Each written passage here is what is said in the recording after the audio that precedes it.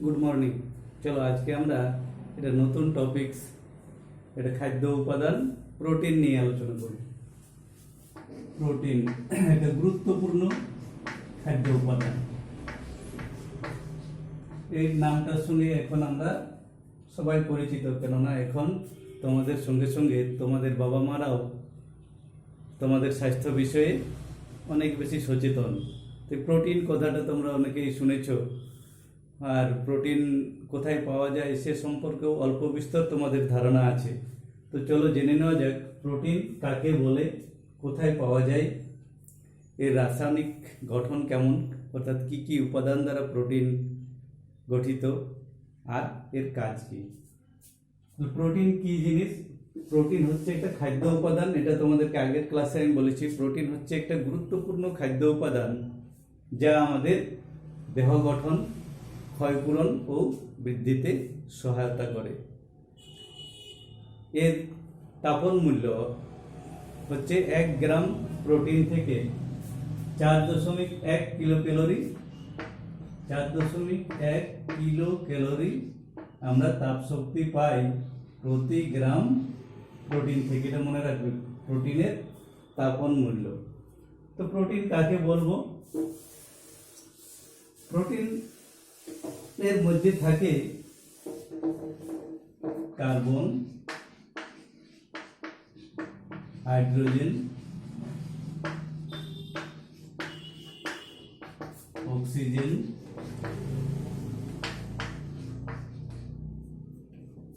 ও nitrogen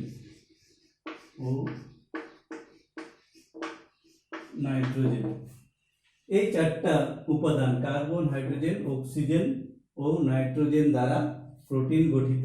ব্যতিক্রম একটু আছে, কোনো কোনো ক্ষেত্রে সালফার ও ফসফরাস থাকে। ফসফরাস ও সালফার, এটা বিশেষ কিছু ক্ষেত্রে, সব প্রোটিনে থাকে না, কিন্তু অনেক প্রোটিনের ক্ষেত্রেই এই ফসফরাস ও সালফার পাওয়া যায়। তাহলে কার্বন, হাইড্রোজেন, অক্সিজেন ও নাইট্রোজেন দ্বারা গঠিত যে খাদ্য উপাদান আমাদের দেহ গঠন, ক্ষয়পূরণ ও বৃদ্ধিতে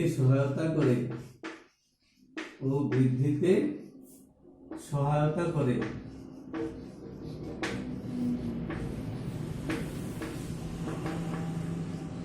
তাকে প্রোটিন বলে। তাহলে প্রোটিনের মধ্যে কি কি থাকে? সংজ্ঞার মধ্যে বলা আছে কার্বন, হাইড্রোজেন, অক্সিজেন ও নাইট্রোজেন, কোনো কোনো ক্ষেত্রে ফসফরাস ও সালফার। এরপর দেখে নেওয়া যাক এই উপাদানগুলো কোনটা কত শতাংশ থাকে। তাহলে প্রোটিনের মধ্যে কার্বন থাকে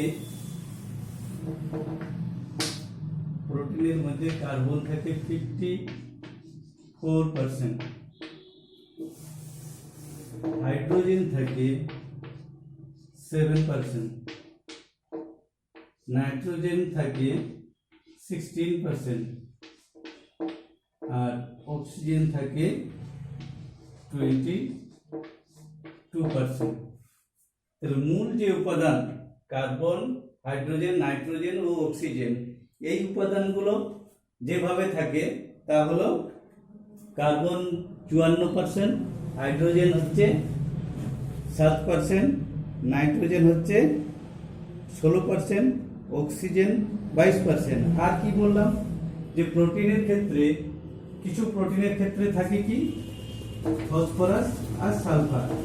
যদি এটা থাকে তাহলে এটা থাকে 1% আর সালফার থাকে 0.06%। তাহলে এই অনুপাতে শতকরা এই হিসাবে প্রোটিনের মধ্যে এই উপাদানগুলো থাকে, এটা মনে রাখবে। তো এই প্রোটিন নামটা প্রথম দিয়েছিল যে বিজ্ঞানী, সেই বিজ্ঞানীর নামটাও একটু মনে রাখো, ডাচ রসায়নবিদ মালডার। MULDER 1838 সালে প্রোটিনের নামকরণ করেন ডাচ বিজ্ঞানী, ডাচ রসায়নবিদ প্রোটিনের নামকরণ করেন। এটা একটু মনে রাখবে এই বিজ্ঞানীর নামটা। আর এই প্রোটিন কি করে, কাজ কি, এই খাদ্য উপাদানটির কাজ কি, কাজগুলো আমরা এবার চলে জেনে নিই। এর কাজ হচ্ছে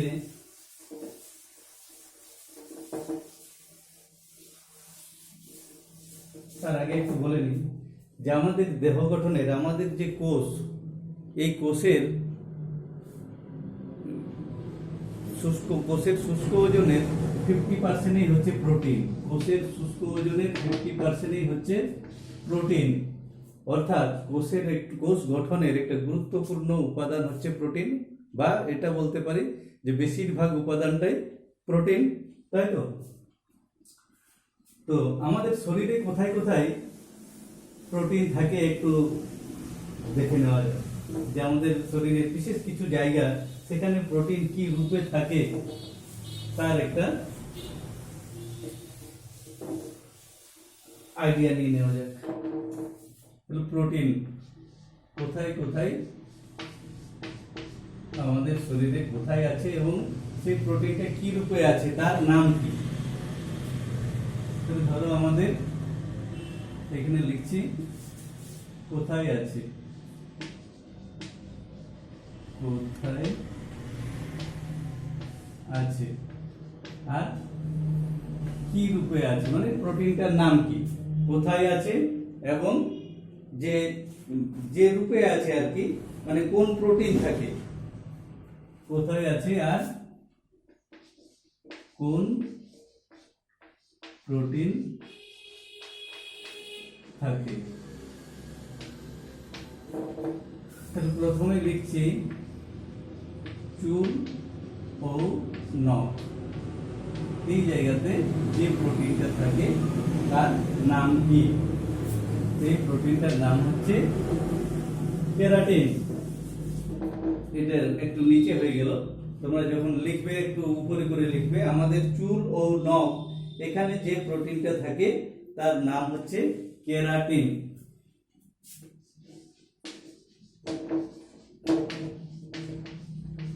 কেরাটিন। 2 নম্বরে আমাদের পেশির মধ্যে যে প্রোটিন থাকে সেই প্রোটিনের নাম অ্যাক্টিন ও মায়োসিন। এখানে একটা লিখে নাও, অ্যাক্টিন ও মায়োসিন। অ্যাক্টিন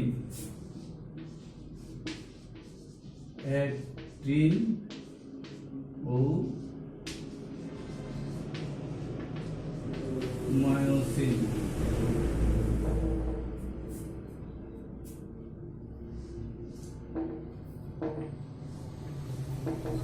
আমাদের লোহিত রক্ত কণিকা RBC, লোহিত রক্ত কণিকা RBC, এর মধ্যে প্রোটিন কি রূপে থাকে? এর মধ্যে প্রোটিন থাকে হিমোগ্লোবিন রূপে। হিমোগ্লোবিন রূপে। তাহলে আমাদের চুল ও নখে প্রোটিন থাকে কেরাটিন, পেশিতে থাকে অ্যাক্টিন ও মায়োসিন, লোহিত রক্ত কণিকার মধ্যে থাকে হিমোগ্লোবিন। আরো দুটো জিনিস আমরা জেনে রাখি, আমাদের রক্তের প্লাজমা,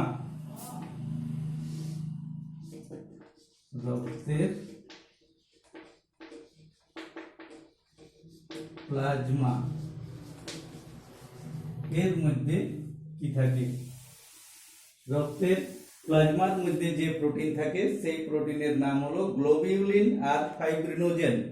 গ্লোবিউলিন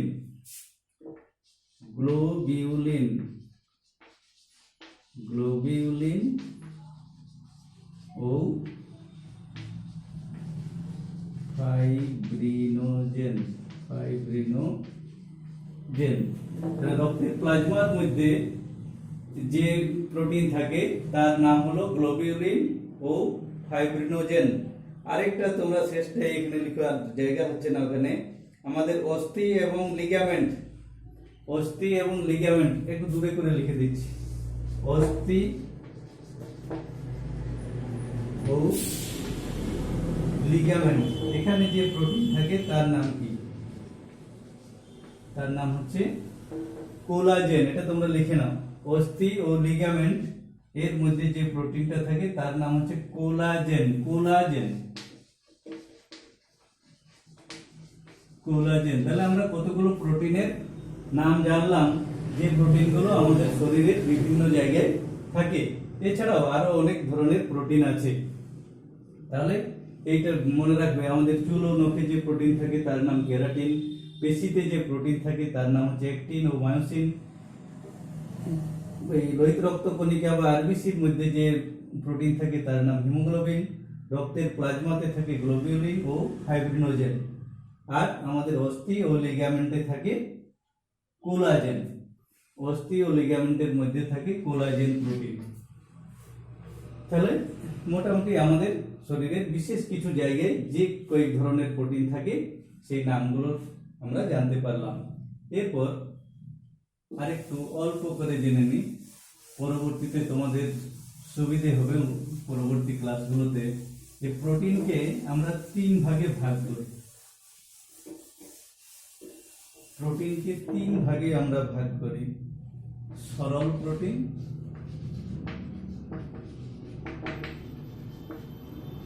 সরল প্রোটিন, সংযুক্ত প্রোটিন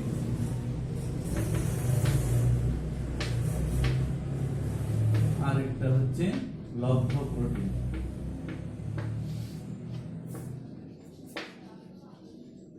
লব্ধ প্রোটিন। সরল প্রোটিন কোনগুলো? যে প্রোটিনগুলো শুধুমাত্র অ্যামাইনো অ্যাসিড নিয়ে গঠিত, অর্থাৎ এর সঙ্গে আর অন্য কিছু থাকে না, শুধুমাত্র অ্যামাইনো অ্যাসিড নিয়ে গঠিত প্রোটিনগুলোকে বলা হয় সরল প্রোটিন। উদাহরণ হচ্ছে গ্লোবিউলিন। গ্লোবিউলিন। আর সংযুক্ত, নামটা থেকে বলে দিচ্ছে সংযুক্ত, অর্থাৎ এই প্রোটিনের উপাদানের সঙ্গে আরো কিছু উপাদান সংযুক্ত আছে। অর্থাৎ প্রোটিনের অ্যামাইনো অ্যাসিডের সঙ্গে অন্য কোনো পদার্থ যদি সংযুক্ত থাকে তখন তাকে আমরা বলি সংযুক্ত প্রোটিন। অর্থাৎ এখানে এই প্রোটিনের সঙ্গে অ্যামাইনো অ্যাসিড ছাড়াও অন্য কোনো উপাদান এর সাথে যুক্ত হবে, তাই এর নাম হয়েছে সংযুক্ত প্রোটিন। মানে সরল প্রোটিন অন্য কোনো প্রোটিনবিহীন প্রস্থেটিক গ্রুপের সঙ্গে সংযুক্ত থাকলে সরল প্রোটিন অন্য কোনো প্রোটিনবিহীন প্রস্থেটিক গ্রুপের সঙ্গে যুক্ত থাকলে তাকে বলা হয় সংযুক্ত প্রোটিন। যেমন হচ্ছে নিউক্লিয় প্রোটিন।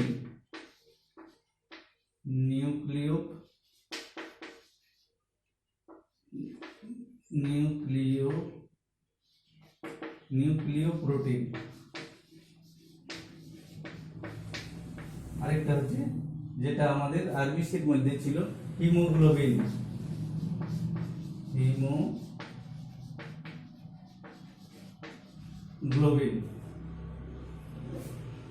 নিউক্লিয় প্রোটিন ও হিমোগ্লোবিন।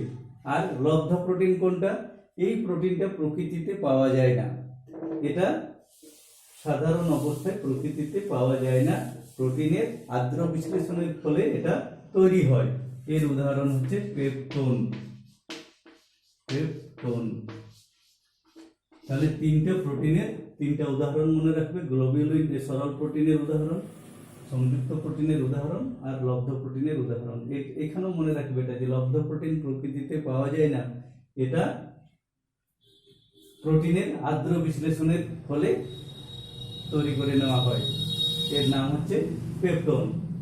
এগুলো প্রোটিনের ভাগ। এরপর জানা যায় এর কাজ। প্রোটিন কি কাজে আমাদের সহায়তা করে? 1 নাম্বার হচ্ছে দেহ গঠনে।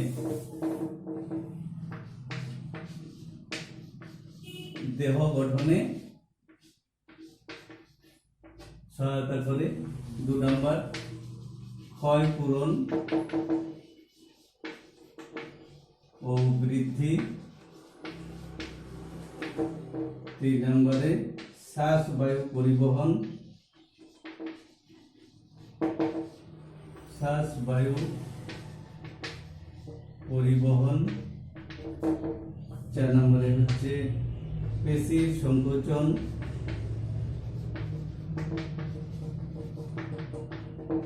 পেশির সংকোচন। 5 নম্বরে হবে দেহ গঠন, ক্ষয়পূরণ ও বৃদ্ধি, শ্বাসবায়ুর পরিবহন, পেশির সংকোচন।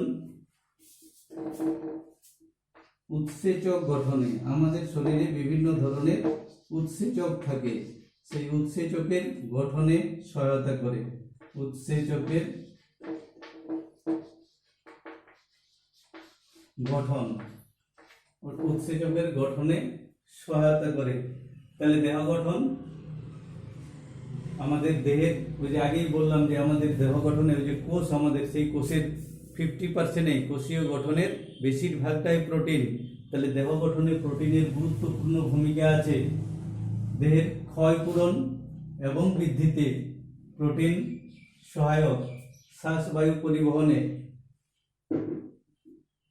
যেমন আমরা বললাম যে আমাদের হিমোগ্লোবিন বলে একটা সংযুক্ত প্রোটিন আছে আমাদের রক্তে, যা আমাদের শ্বাসবায়ু পরিবহনে সহায়তা করে।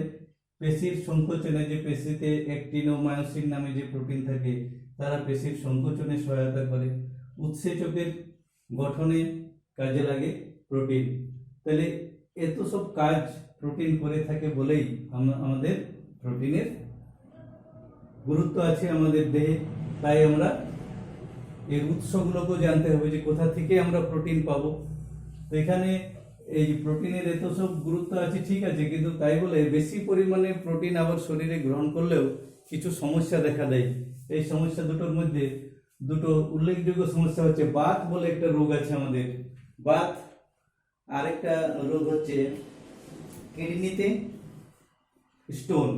এই দুটো জিনিস মনে রাখবে, বাত ও কিডনিতে পাথর, বৃক্কে পাথর, কিডনি স্টোন, কিডনি স্টোন, এই দুটো জিনিস। এছাড়াও আরো অন্যান্য সমস্যা আছে, তোমরা এই দুটো জিনিসকে মনে রাখবে, বাত ও কিডনি স্টোন অতিরিক্ত প্রোটিন গ্রহণের ফলে হতে পারে। তাই এই প্রোটিন আমাদের শরীরে উপকারী, ঠিক আছে, কিন্তু তাই বলে যে বেশি পরিমাণে এক্সেস যদি আমরা গ্রহণ করতে থাকি তাহলেও কিন্তু শরীরে সমস্যা দেখা দেবে। এই দুটো সমস্যা তোমরা মনে রাখবে, বাত ও কিডনি স্টোন। এরপর দেখে নেব এর উৎসগুলো, প্রোটিনের উৎস। উৎসগুলোকে দুটো ভাগে, বহুল প্রচলিত উৎসগুলোই আমরা লিখবো, যেগুলো আমরা অনেকেই জানি। প্রাণীজ উৎস, প্রোটিন হলেই আমাদের কিছু জিনিসের, মাছ মাংস ডিম, এগুলোর কথা মনে পড়ে, এগুলোই সবাই মনে হয়। তাহলে এগুলো কি প্রাণী থেকে পাই, মাছ মাংস ডিম। তাহলে প্রাণীজ উৎস হলো মাছ, মাংস, ডিম। আর কোন প্রাণীজ উৎস থেকে আমরা কি প্রোটিন পাই? পাই। সেগুলো হচ্ছে দুধ, পনির, তাই তো? দুধ, পনির প্রাণীজ উৎস থেকেই পাচ্ছি। উদ্ভিজ উৎস কি কি আরো এখানে হবে, চিংড়ি,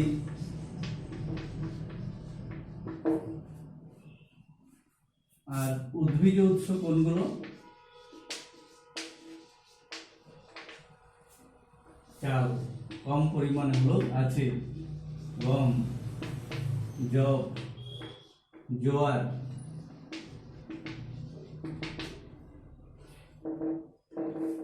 আর ডাল, বিভিন্ন ধরনের ডাল। এই ডালের মধ্যে প্রচুর পরিমাণে প্রোটিন থাকে। সোয়াবিন প্রোটিনের খুব ভালো উৎস।